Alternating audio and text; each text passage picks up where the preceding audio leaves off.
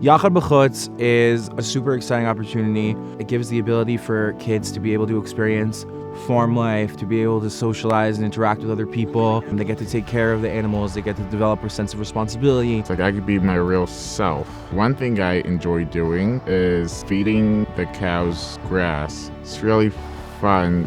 This gives them the opportunity to be in an environment that works with them, connects to them, gives them the opportunity to really grow and shine with their strengths. The goal of this program is to bring kids together to just have an amazing summer, grow, connect. You see it. You see like social skills. You see work ethic development. It's major.